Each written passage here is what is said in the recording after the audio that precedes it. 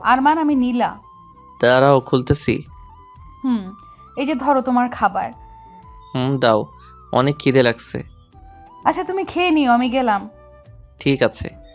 খাবারগুলো দেখে তো সেই লাগতেছে, কিন্তু সেই লেগে তো কোনো লাভ নাই যতক্ষণে না পেটের ভিতরে ঢুকতেছে। আহা, খাইতে যা লাগলো না, পুরাই জমিদারি খাবার। আজকের মতো খাওয়া দাওয়া সব শেষ, এবার একটু ঘুমাই নেই।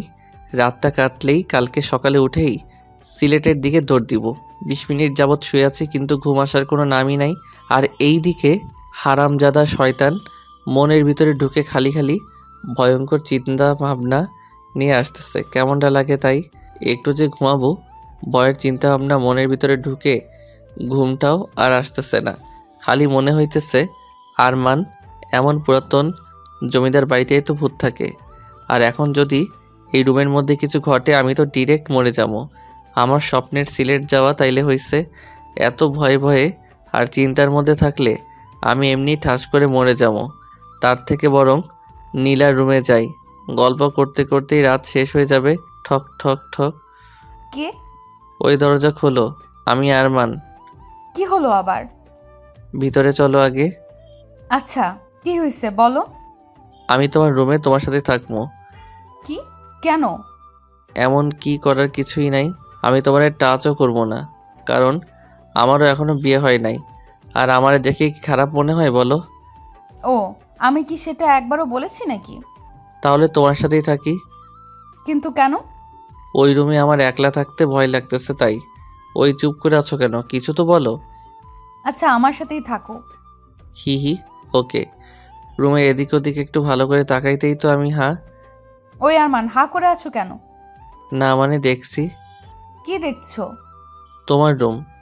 কেন? এমনি। আর একেই বলে জমিদারের মেয়ের রুম। দূর। নীলা, তোমার কোনো তুলনা নাই। কেন? তুমি যে এত বড় ঘরের একটা মেয়ে, তোমার দেখে বোঝাই যায় না। আর তোমার মনটাও চলে। চলে মানে?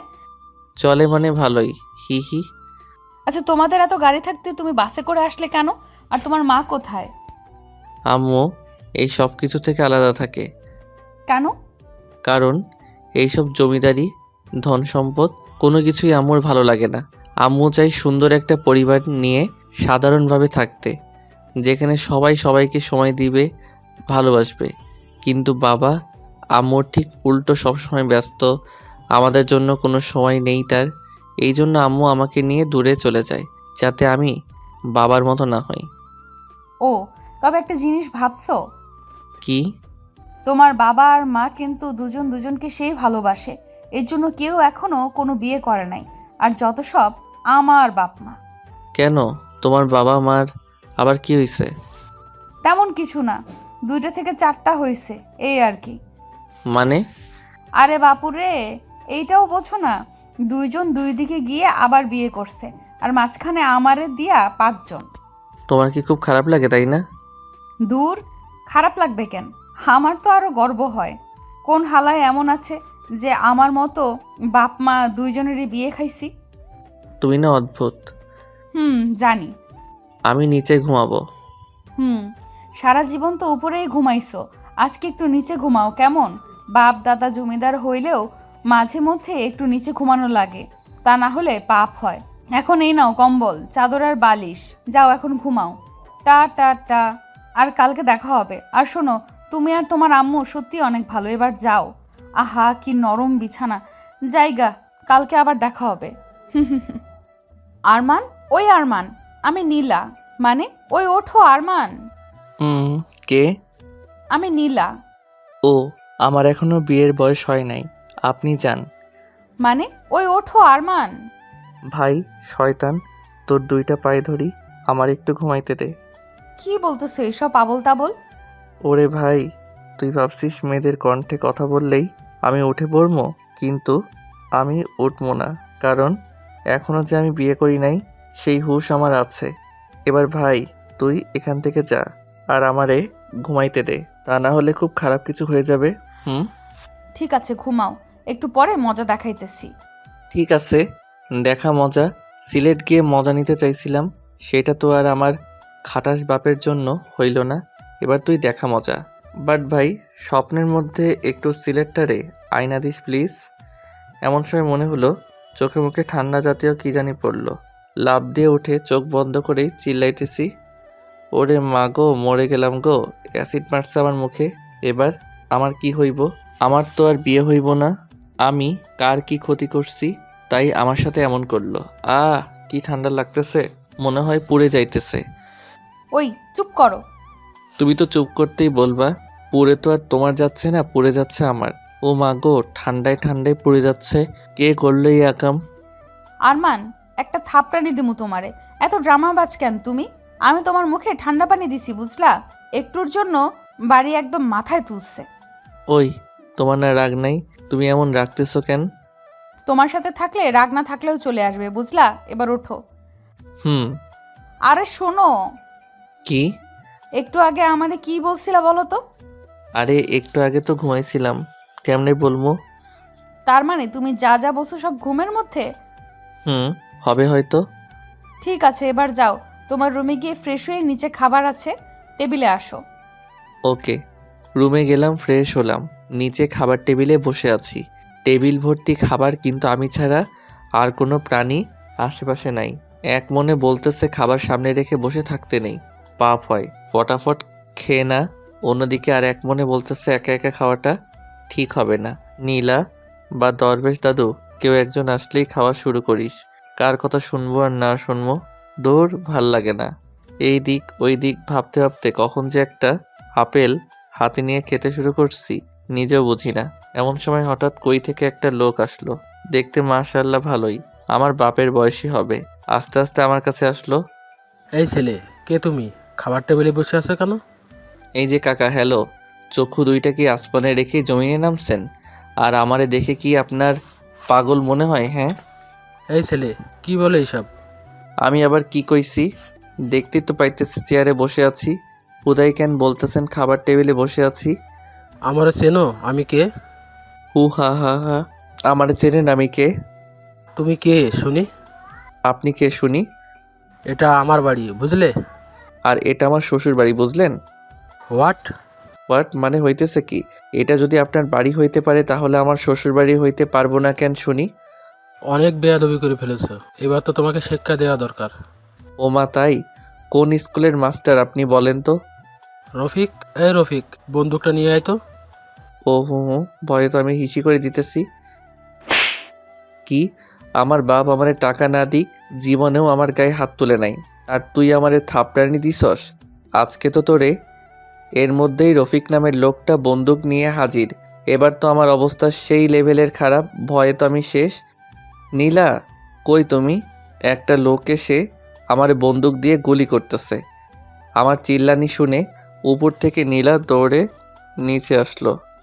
বাবা বাবা বাবা, দাঁড়াও। কে এই ছেলে? ওর নাম আরমান।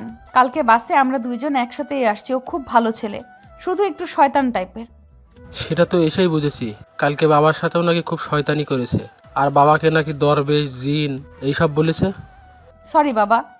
তুই সরি বলতিস কেন? ওর মুখে কথা নাই? এদিক ওদিক একটু দেখে ধরফর করে নীলার বাবা পায়ে পড়ে গেলাম। কাকু, না মানে সরি আঙ্কেল, আমারে মাফ করে দেন প্লিজ।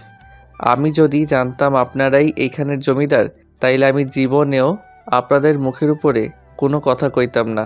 সত্যি বলতেছি, আর বিশ্বাস করেন কালকে আপনার বাবা যেমনে সোফার উপরে বসে আছিল, যে কেউ ওনারে দেখে জিন বা দরবেশ মনে করত। এখানে আমার কোনো দোষ কই বলেন?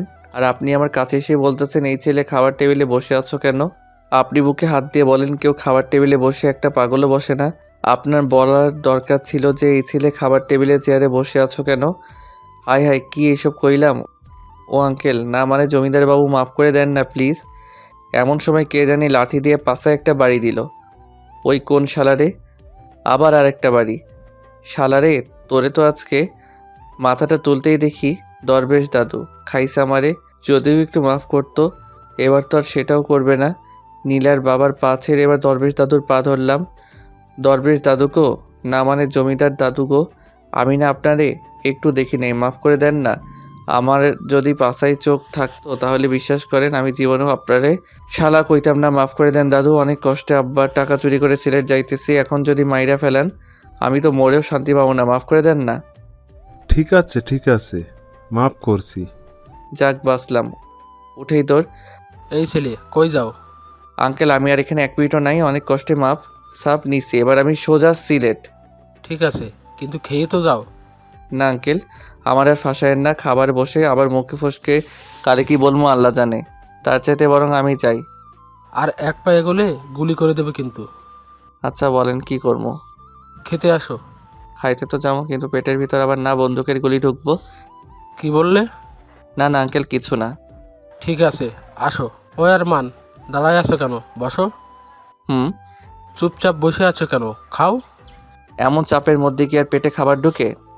এই যে আরমান, তোমার না চুপচাপ মানাইতেছে না। আচ্ছা যা ইচ্ছা বলতে পারো। না না, কি বলতে বলবো, পরে আবার গুলি করবেন। আরে না, গুলি করবো কেন? তোমার যা ইচ্ছা বলতে পারো। দরবেশ দাদু আবার কিছু বলবে না তো? আমি বাদে সবাই হা হা করে উঠল। আরমান, তুই আসলেই অনেক খবিস। জি দাদু।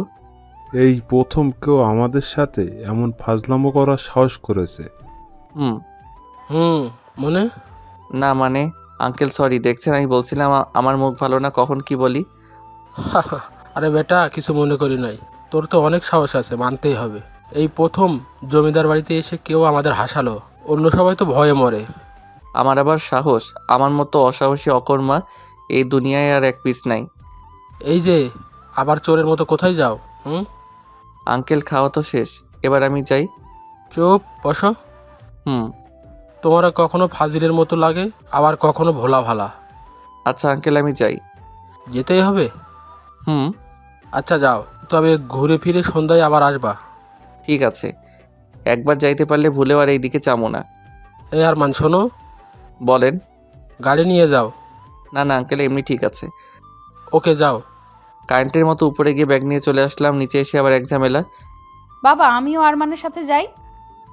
এরপর কি হয়েছে জানতে চাইলে সাবস্ক্রাইব করে পাশে রাখা বেল আইকনটি বাজিয়ে রাখুন পরবর্তী পার্ট মিস না করতে চাইলে। ধন্যবাদ সবাইকে আমাদের পাশে থাকার জন্য।